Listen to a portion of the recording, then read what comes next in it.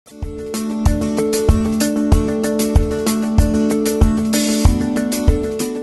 Students, ఈ వీడియోలో నేను మీకు ఫజాన్స్ రూల్స్ కెమికల్ బాండింగ్లో చాలా ఇంపార్టెంట్ టాపిక్ అయినటువంటి ఫజాన్స్ రూల్స్ ఎక్స్ప్లెయిన్ చేస్తున్నాను. ఈ ఫజాన్స్ రూల్స్ అనేవి మనకి ఐపీ పాయింట్ ఆఫ్ వ్యూలో ఎంత ఇంపార్టెంటో అర్థమైతే 4 లేదా 5 ఆబ్జెక్టివ్ బిట్స్ బాగా చేయొచ్చు. ఐపీకి ఒక 4 మార్క్స్ క్వశ్చన్గా చదువుకుంటే ఆ కాన్సెప్ట్ అర్థమైతే ఆబ్జెక్టివ్ పాయింట్ ఆఫ్ వ్యూలో చక్కగా, అంటే ఒక ఎగ్జాంపుల్ ఇచ్చి ఇది అయానిక్ కాంపౌండా కోవలెంట్ కాంపౌండా, లేదంటే ఒక ఆర్డర్ ఇచ్చి దీనిలో అయానిక్ నేచర్ ఎక్కడ ఉంది, కోవలెంట్ నేచర్ ఎక్కడ ఎక్కువ ఉంది, ఇలా అడిగినప్పుడు మనకి కాన్సెప్ట్ అర్థమైతే చాలా ఈజీగా ఆన్సర్ చేయగలుగుతాం. ఓకేనా? సో ఫజాన్స్ రూల్స్ ఏంటి, ఏం చెప్తున్నాయి ఫజాన్స్ రూల్స్ అంటే, Fajans rules describes the nature of bond between the 2 atoms. 2 atoms మధ్య ఎలాంటి బాండ్ ఉంది అంటే అయానికా కోవలెంటా. అయానిక్ కాంపౌండ్ అయితే అంటే ఫర్ ఎగ్జాంపుల్ మనం ఒక గ్రూప్ తీసుకున్నాం అనుకోండి, అయానిక్ బాండ్ ఉంది అని చెప్పినప్పుడు డౌన్ ద గ్రూప్ అనేది అయానిక్ బాండ్ పెరిగిందా తగ్గిందా, లేదంటే కోవలెంట్ నేచర్ ఏదైనా వచ్చిందా, ఇలాంటివి ఎక్స్ప్లెయిన్ చేసేదే ఫజాన్స్ రూల్స్. ఓకేనా? చూడండి జాగ్రత్త.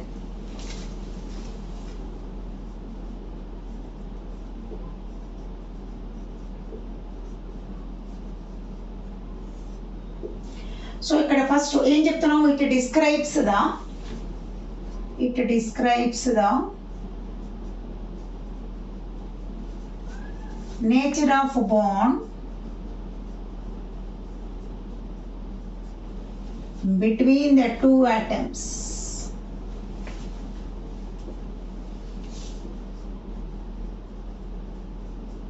రెండు ఆటమ్స్ మధ్య ఎలాంటి బాండ్ ఉంది అని చెప్తుంది. సో దానికి మనం ఇక్కడ ఒక్కొక్క పోస్టులేట్ అనండి, లేదంటే ఒక్కొక్క కాన్సెప్టువల్ పాయింట్ ఎక్స్ప్లెయిన్ చేసుకుంటూ అక్కడ ఒక్కొక్క సూటబుల్ ఎగ్జాంపుల్ ఎలా తీసుకుంటున్నాం. ఐపీకి అయితే ఎగ్జాంపుల్ రాస్తానన్నా, అదే మన ఆబ్జెక్టివ్కి అయితే అదే ఎగ్జాంపుల్ని ఎలా తీసుకోవాలి అనేది కూడా చూపిస్తాను. ఓకేనా? రైట్. సో ఫస్ట్ పాయింట్ ఏంటంటే, increase the size of the cation. Increase the size of the cation. నేను ఇక్కడ ఇంక్రీజ్ అంటే జస్ట్ ఇలా సింబల్ వేసుకుంటున్నాను. Increase the size of the cation, increase the ionic nature. ఇక్కడ నేను ఇంక్రీజ్ అనే దాన్ని అప్వర్డ్ యారోతో చూపిస్తున్నాను. సో ఏం చెప్తున్నామమ్మా, క్యాటయాన్ సైజ్ పెరిగితే అయానిక్ నేచర్ కూడా పెరుగుతుందట. సో దానికి the best example alkali metals. Alkali metals ఎవరమ్మా? 1A గ్రూప్ ఎలిమెంట్స్ కదా. 1A గ్రూప్ ఎలిమెంట్స్ ఎవరు? Lithium, sodium, potassium.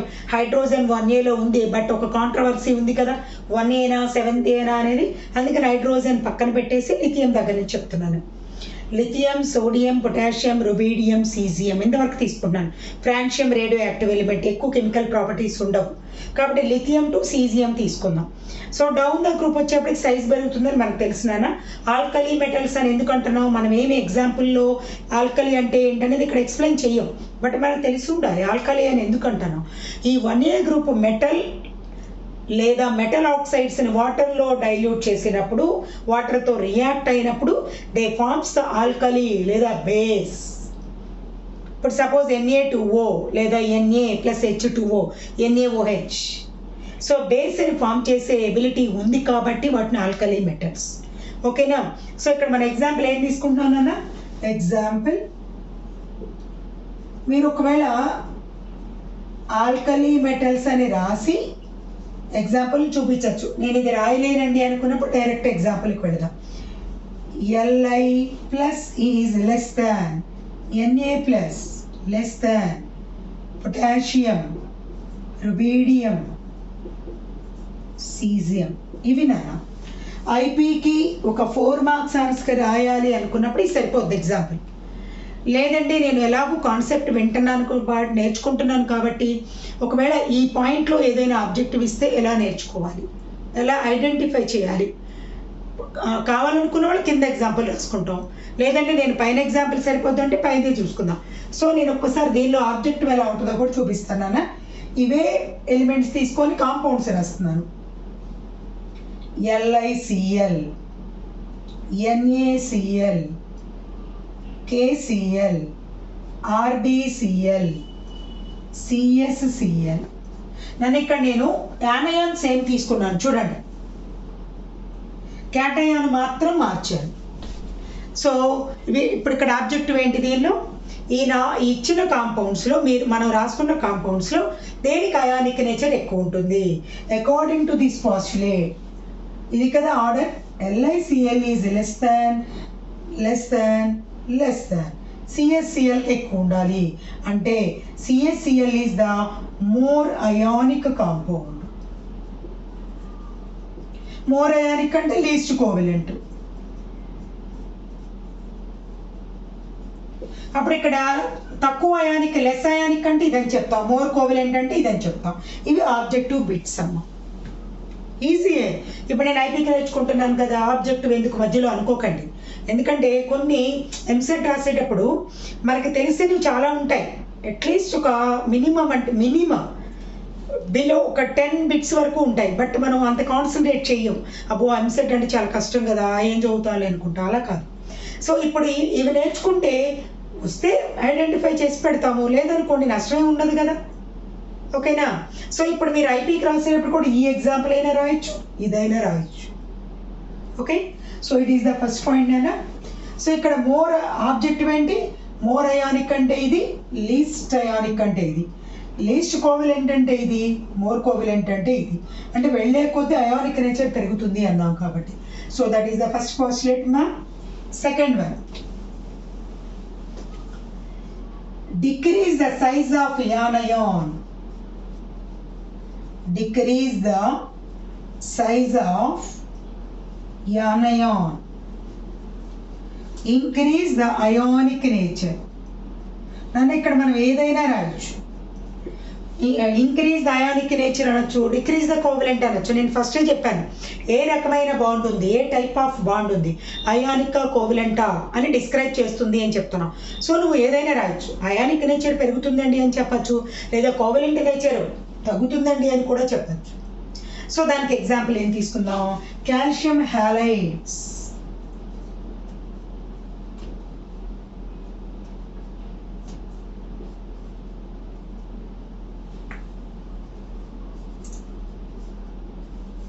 అంటే ఇక్కడ కామన్గా క్యాటయాన్ పెడుతున్నాను, డిఫరెంట్గా యానయాన్స్ పెడుతున్నాను. యానయాన్నే కదా మార్చాలి ఇక్కడ మనం. ఎగ్జాంపుల్ ఇక్కడే తీసుకుంటున్నాను చూడండి. అంటే నేను ఇక్కడ కాల్షియం హ్యాలైడ్స్ అన్నాను, దాని కాంపౌండ్స్ రాసి చూపిస్తున్నాను. CaF2, CaCl2, CaBr2, CaI2. నన్ను జాగ్రత్తగా చూడండి. యానయాన్ సైజ్ అనే decrease the size of the యానయాన్, ionic nature increases అన్నాం. అంటే చిన్న సైజు యానయాన్ ఈ 7th A గ్రూప్ ఎలిమెంట్స్లో ఇలా ఉంటుంది, ఫ్లోరిన్, క్లోరిన్, బ్రోమిన్, అయోడిన్, యాస్టాటిన్ ఉంది కానీ ఇక్కడ రాయట్లేదు. సో సైజు వీటన్నిటిలో చిన్నది ఎవరు, ఫ్లోరిన్. అంటే ఇప్పుడు ఈ కాంపౌండ్స్లో ఇవి కాంపౌండ్స్ అని ఫామ్ చేస్తే అయానిక్ నేచర్ ఎవరికి ఎక్కువ ఉండాలి, కాల్షియం ఫ్లోరైడ్కి. CaF2 is more ionic than this one. ఇది ఆర్డర్. మోర్ అయానిక్ ఎవరు అంటే CaF2. మోర్ కోవెలెంట్ ఎవరు అంటే లీస్ట్ కోవెలెంట్. ఇవి ఆబ్జెక్టివ్. లీస్ట్ అయానిక్ ఇవి నన్నా. మీరు ఎగ్జామ్లో ఐపీ పాయింట్ ఆఫ్ వ్యూలో ఇవి చెప్పవసరం లేదు, జస్ట్ ఎగ్జాంపుల్ రాసేసుకుంటే సరిపోతుంది. ఈ రాసేటి ఇదొక బిట్టు, ఇదొక బిట్టు, ఇదొక బిట్టు, ఇదొక బిట్టు, సింపుల్.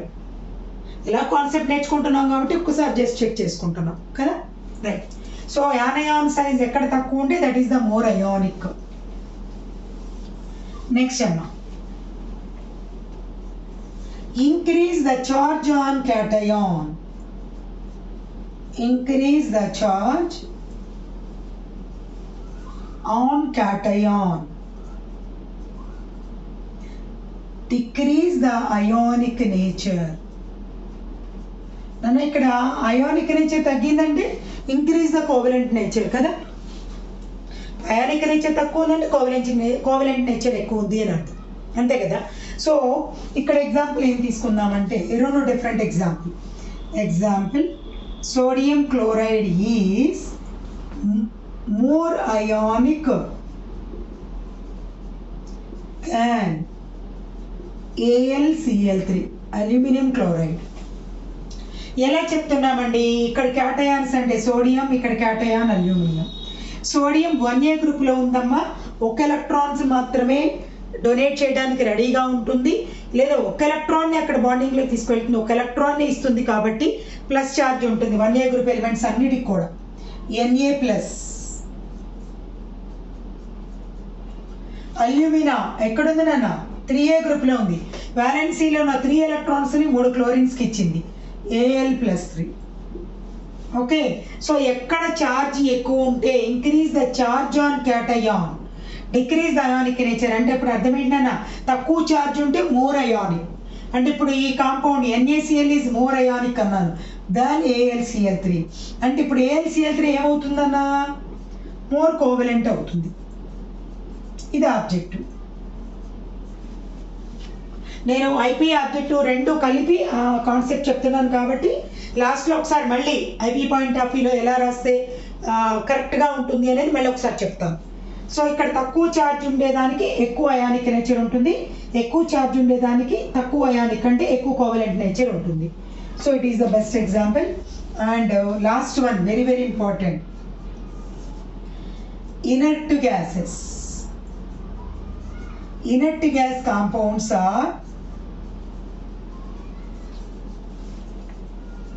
more ionic. అంటే ఎక్కువ అయానిక్ కాంపౌండ్స్ని త్వరగా ఫామ్ చేస్తాయి అని చెప్పచ్చు. మోర్ అయానిక్ దాన్ PSEUDO, pseudo inert gas compounds.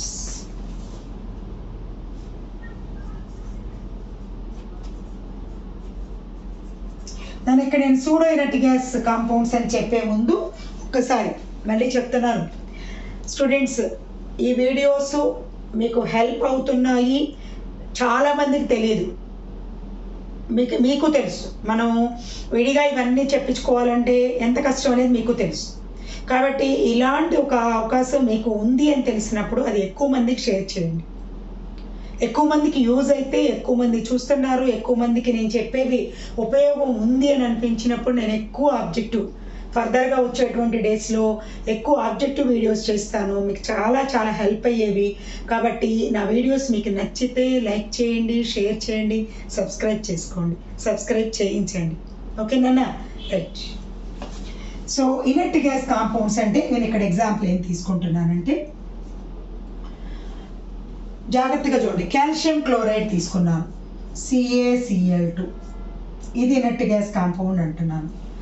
Pseudo అంటే అర్థం ఏంటంటే అమ్మా, ఇనర్ట్ గ్యాస్ అని ఎప్పుడు అంటాము? వ్యాలెన్సీలో స్టెబిలిటీ 8 ఎలక్ట్రాన్స్ వస్తే ఇనర్ట్ గ్యాస్ అన్నాం. అంటే నియాన్, ఆర్గాన్, క్రిప్టాన్, జినాన్. హీలియంకి మాత్రం 2 ఉంటాయి, ఇనర్ట్ గ్యాసే, కానీ 8 ఎలక్ట్రాన్స్ ఉండవు, చిన్న ఎలిమెంట్ కాబట్టి. సో ఇక్కడ వ్యాలెన్సీలో 8 ఎలక్ట్రాన్స్ అంటే 2 ఎలక్ట్రాన్స్ని లేదా 1 ఎలక్ట్రాన్ని డొనేట్ చేసిన తర్వాత ఇనర్ట్ గ్యాస్ కాన్ఫిగరేషన్ వచ్చే వాటికి ఎక్కువ అయానిక్ నేచర్ ఉంటుంది. మరి సూడో అన్నారు కదండి, అంటే ఏంటండి? సూడో ఇనర్ట్ గ్యాస్ అంటే అర్థం ఏంటంటే, స్టెబిలిటీ ఉంది బట్ వ్యాలెన్సీలో 8 ఎలక్ట్రాన్స్ లేవు. It has stability but not has the 8 electrons in its valency shell. అలా ఉంటే అలాంటిదే కానీ అది కాదు అంటాం చూడండి. అలా ఇనర్ట్ గ్యాస్ లాగే ఉందండి కానీ ఇనర్ట్ గ్యాస్ కాన్ఫిగరేషన్ కాదు అని చెప్పటానికి లైక్ దట్ సూడో అంటాం. ఓకే, సో దానికి ఎగ్జాంపుల్ CuCl తీసుకుందాం. సూడో ఇనర్ట్ గ్యాస్ కాంపౌండ్ అంటే ఇక్కడ నేను చూపిస్తున్నాను చూడండి అన్న. కాల్షియం వ్యాలెన్సీలో ఎన్ని ఉంటాయి?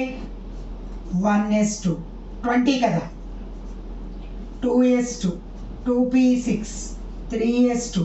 మీరు ఎగ్జాంపుల్ ఇది ఎంత రాయని అవసరం లేదు, 3p6 4s2.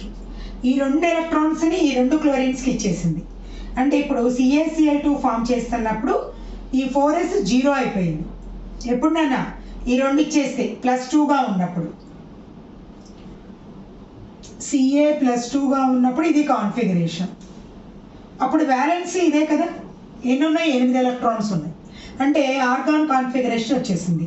ఇలాంటి కాంపౌండ్కి అయానిక్ నేచర్ ఎక్కువ. ఇప్పుడు నేను ఇక్కడ CuCl తీసుకున్నాను. మనందరికి తెలుసు కాపర్ వ్యాలెన్సీ అంటే 3d10 4s1. అంటే వ్యాలెన్సీ ఒక్కటే రాస్తున్నాను నాన్న నేను 3d10 4s1.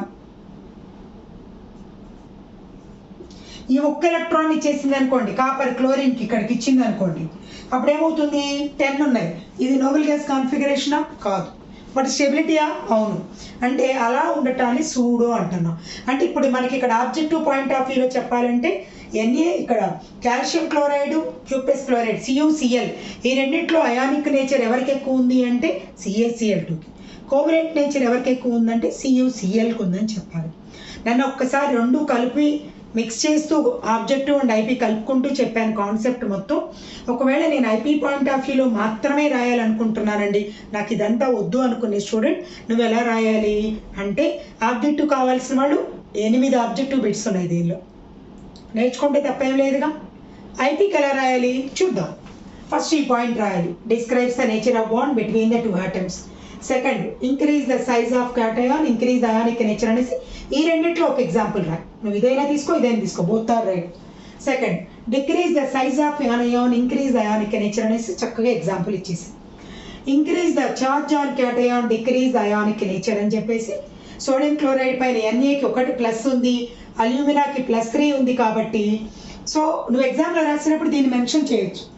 Na has plus charge, 1 ప్లస్సే ఉంది సోడియం పైన, ఇక్కడ +3 ఉంది కాబట్టి NaCl is more ionic than AlCl3.